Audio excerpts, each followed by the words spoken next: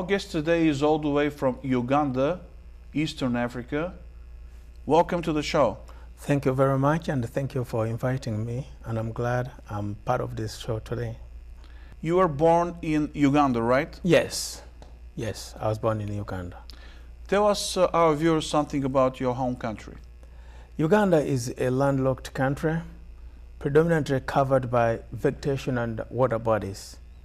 It has a very fertile land, and there's a lot of wildlife. Wildlife? Wildlife. What kind of animals? We have lions, we have zebras, elephants,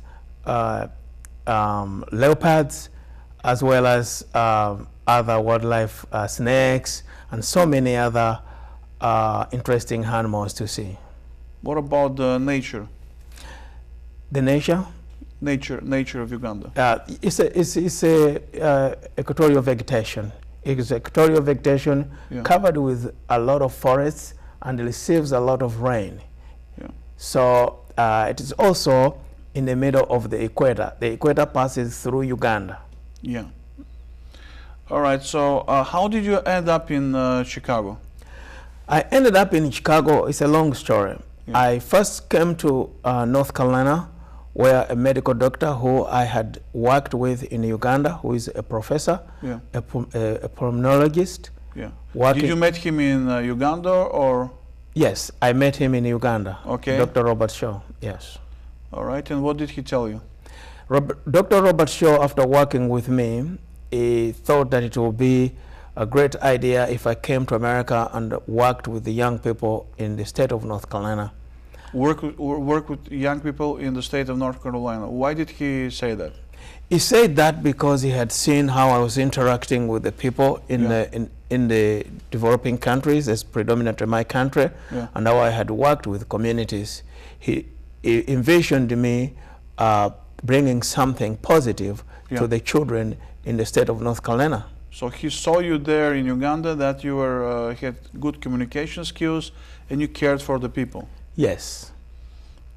All right, so you're like a community organizer there? Yes, I am a community organizer, and I do social service. And you do the same thing here? Yes. Did you find here in Chicago or in America in general what you expected?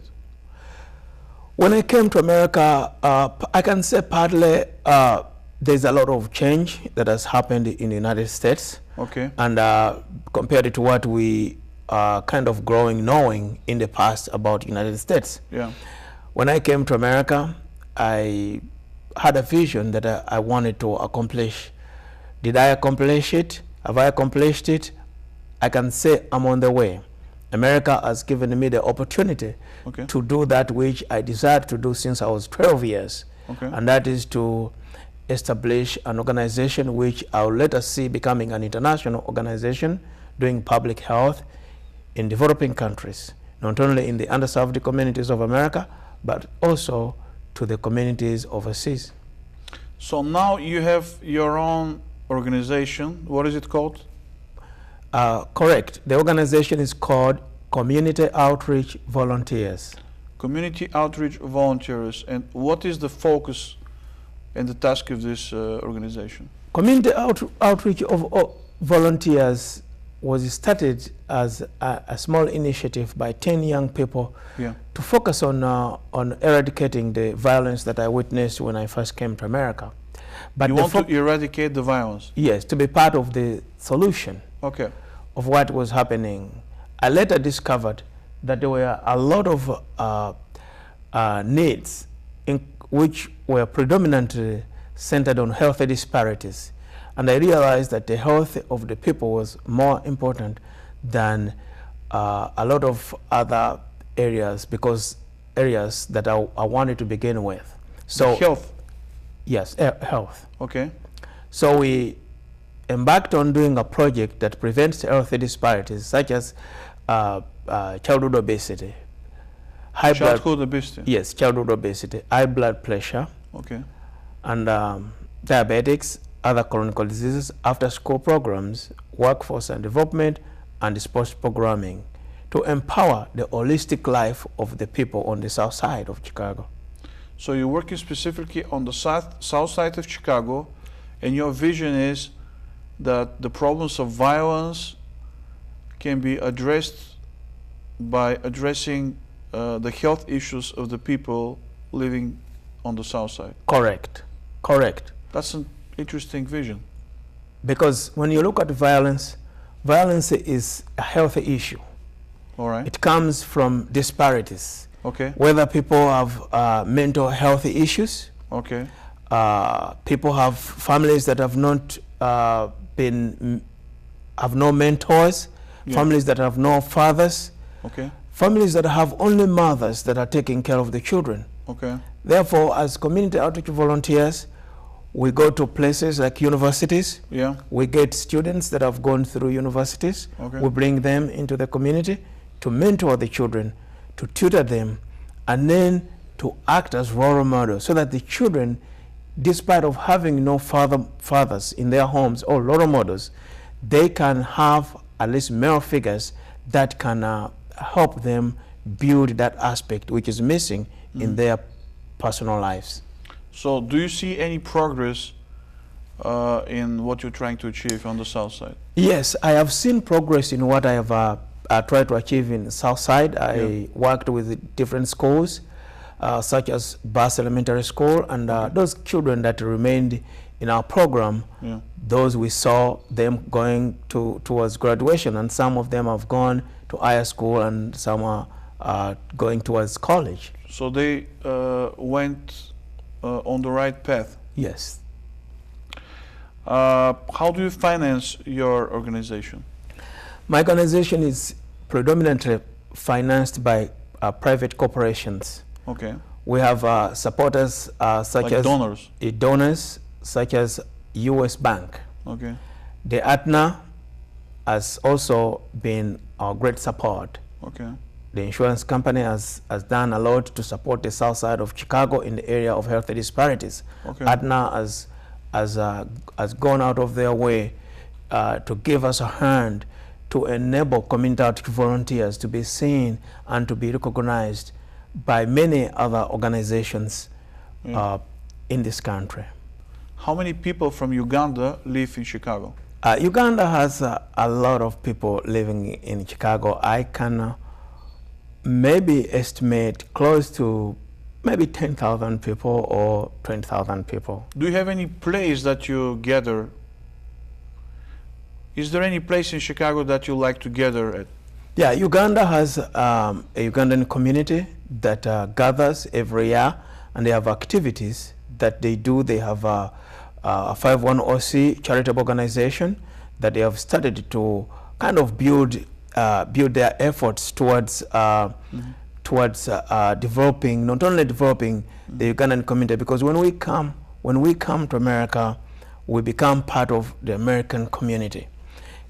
Even though we work as a community, we see ourselves in the lens of developing the areas where we are. Therefore, the Ugandan community looks at the community in America where they are, and I think that is how every other immigrant sees United States and try to put their efforts towards development that will make them better citizens.